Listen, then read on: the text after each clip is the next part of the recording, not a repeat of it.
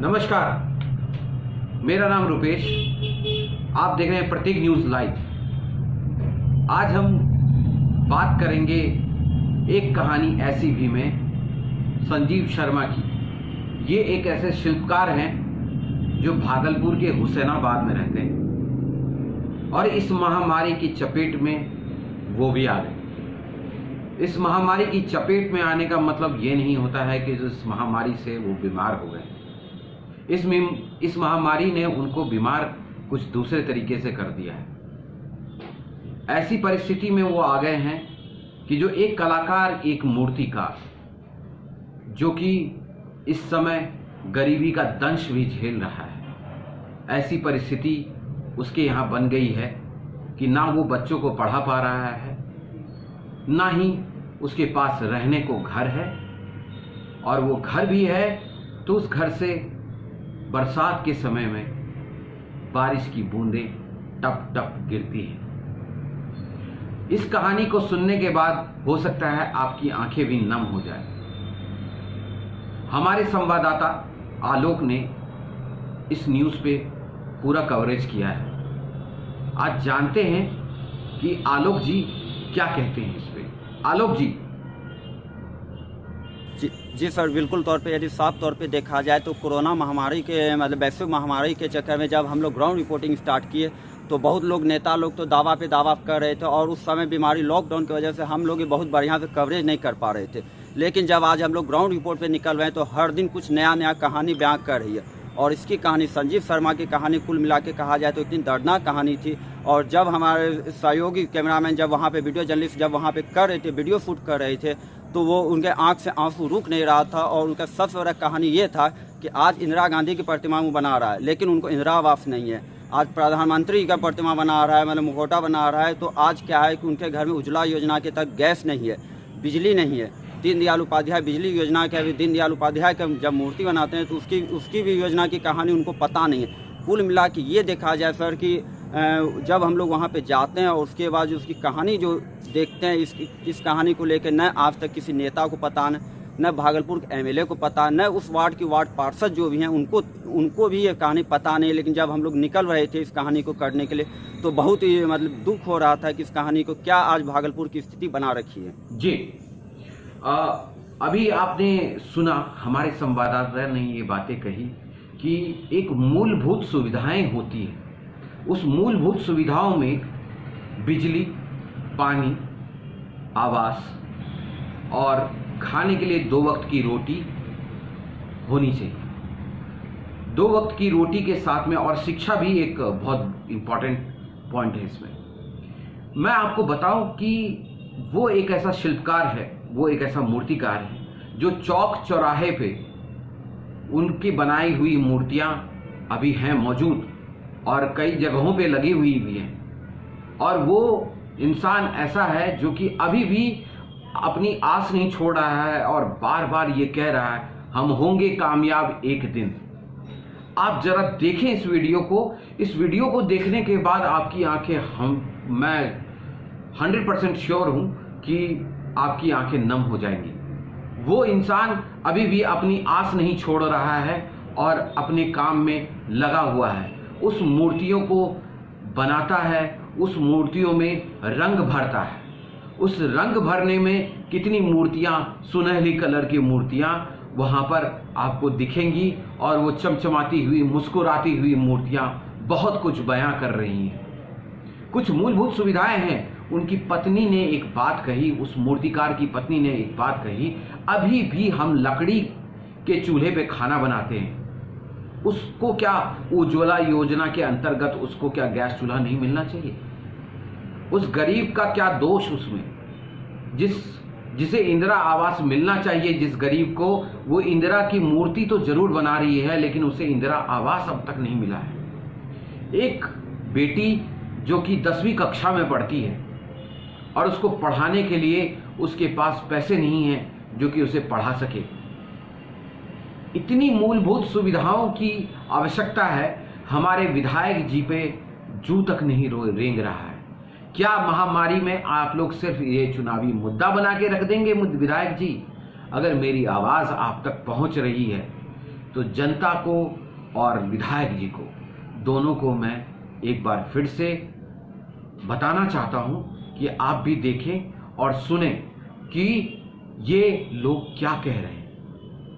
अभी भी इन्होंने अपनी आस नहीं छोड़ी है, इन्हें अभी भी विश्वास है कि ये कर गुजरेंगे कुछ अपने देश के लिए और करते भी हैं। उस बच्चे का सोचिए जो बच्चा अभी भी पढ़ना चाहता है लेकिन वो पढ़ नहीं पा रहा है। 10वीं कक्षा में पढ़ने वाली वो लड़की, उसने कहा कि जो मैं पढ़ना चाहती हूँ लेकिन मेरे पापा मुझे पैसा नहीं दे सकते हैं, इसलिए मैं भी मूर्ति बनाने में लग गई हूँ अपने पिता के साथ। आप इस वीडियो को देखें और इस वीडियो के साथ आपको मैं छोड़ के जा रहा हूँ। उसके बाद फिर से मुलाकात होगी कल फिर एक नई कहानी के साथ। तब तक के लिए बने रहिए प्रत्येक न्यूज़ लाइव के पर। सुरक्षित रहें, घर पे रहें। धन्यवाद।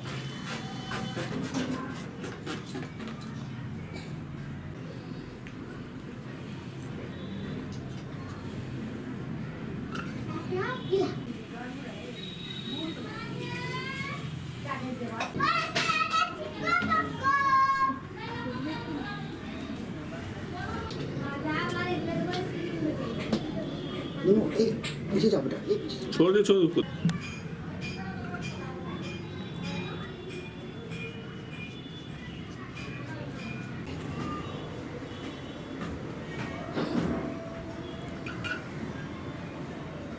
इसको देखो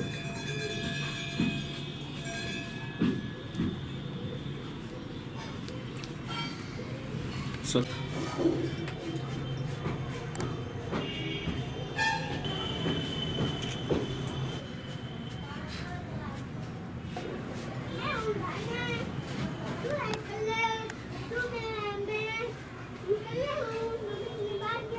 ये महापुरुष की मूर्ति इसलिए बनाते हैं कि हर दिलों में इस देशभक्ति की भावना जगे।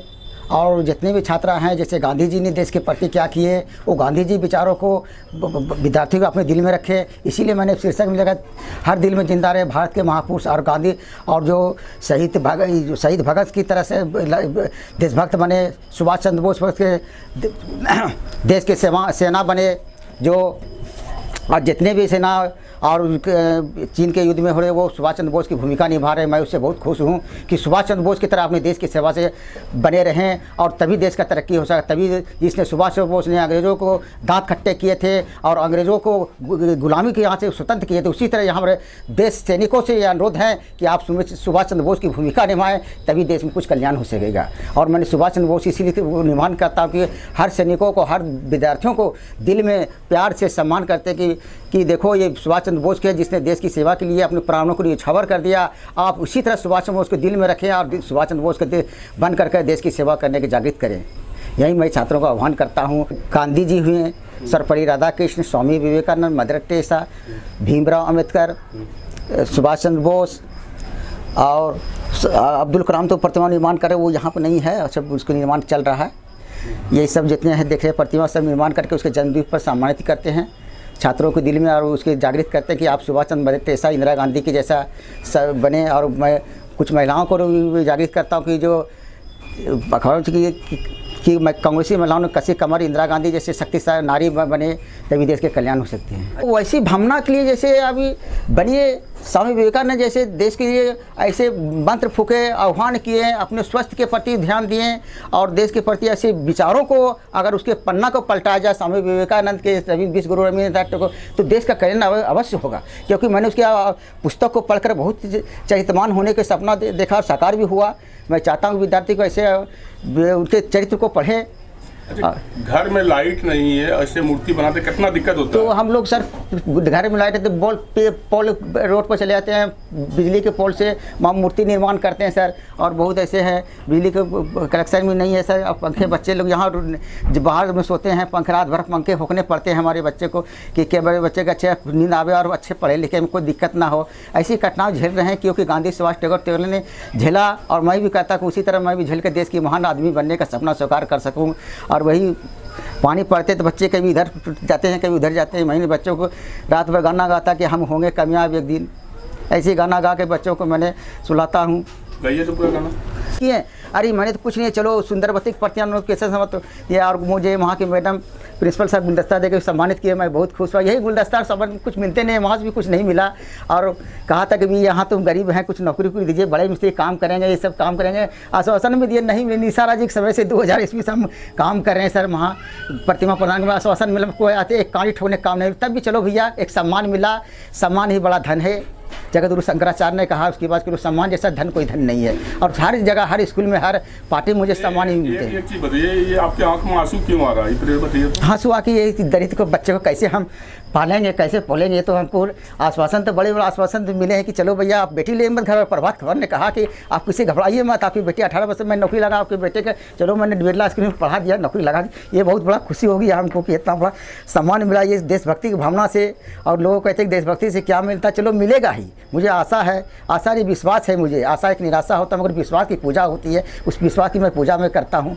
और मुझे विश्वास लोगों ने दिलाया कि आपके पास कामयाबी आपको ज़रूर दिखलाएगी, फूल खिलाएगी। मैं चाहता हूँ कि घर में घर नहीं, खपड़े मट्टी ना छोड़े रहते हैं, घर भी नहीं, कुछ इंदिरा आवास भी नहीं मिला, और कुछ ऐसे सहयोग मिल जाए, सब मिल के सभी जितने भी देशभक्तों को मैं सम्मान करता हूँ, प्रेरणा कर उसके सहयोग से कुछ से मकान टूटी फूटी मकान को बन जाए, बिजली बत्ती मिल जाए, ताकि वही चाहता और कुछ नहीं, रोटी कपड़ा और मकान। और मैं उससे ज़्यादा मांगना ही चाहता ही नहीं है। मेरा नाम प्रियंका भारती है। क्या परेशानी होता है? परेशानी यही होता है कि इस बार 10th का एग्ज़ाम देंगे, घर में लाइट वाइट कुछ नहीं है, ऐसे ही पढ़ना पड़ता है। दिन में पढ़ते हैं, रात में तो कुछ पढ़ नहीं पाते हैं। और यही सब मूर्ति सब बनाते रहते हैं, दिन भर बोलते रहते हैं एक दिन होंगे ही कामयाब। और क्या, बाहर में सोना पड़ता है, लाइट वाइट कुछ नहीं है घर में। तो पापा गाना सुनाते हैं? हाँ, यही सुनाते रहते हैं हमेशा कि हम होंगे कामयाब, बस यही हमेशा बोलते रहते हैं। बारिश पड़ता है, हर जगह छूते रहता है, इसलिए कभी यहाँ छुपते कहीं वहाँ। हम होंगे कामयाब एक दिन, बस यही पापा सुनाते रहते हैं हमेशा। अच्छा ही चल रहा है, अभी कोचिंग में 2-3 हज़ार रुपये हो गया है। आज कोचिंग भी नहीं गए क्योंकि पैसा ही नहीं था, पापा दिए ही नहीं। ये क्या, मेरे पापा का जो सपना है हमको पूरा करना ही है आज न कल। जो पापा कहेंगे हमको बनना है एक दिन। तुम भी सहयोग करती हो पापा काम में? हम भी करते हैं थोड़ा बहुत। पूरा घर में 200-300 मूर्ति पड़ा हुआ है, सब कोई बोलता भी है कहाँ रखेगा मूर्ति इतना बना के। पूरा जहाँ भी रखता है बोलता है हटाओ यहाँ से मूर्ति, हटाओ यहाँ से, फिर भी रखना पड़ता है यहाँ वहाँ। गैस चूल्हा रहता है तो हम भी खाना बनाते हैं। मेरा भी मन तरसता है गैस चूल्हा पर खाना बनाने के लिए, लेकिन कभी नहीं हुआ है। मेरा पति रात दिन मूर्ति में लगा हुआ रहता है, कभी किसी कोई चीज़ पर ध्यान नहीं देता है। पैसे नहीं है तो कहाँ से ध्यान देगा। अच्छा, लकड़ी पर बनाते हैं खाना, बाल बच्चा को पोसते हैं। घर में लाइन बत्ती भी नहीं है, न गैस है। तो समझाते नहीं हैं कि मूर्ति काहे बनाते हैं? समझाते हैं तो बोलता है कभी भी होगा मेरा, कुछ भगवान देखेगा, कभी भी सरकार भी हमको भी कुछ देगा। हम होंगे कामयाब एक दिन, हम होंगे कामयाब एक दिन।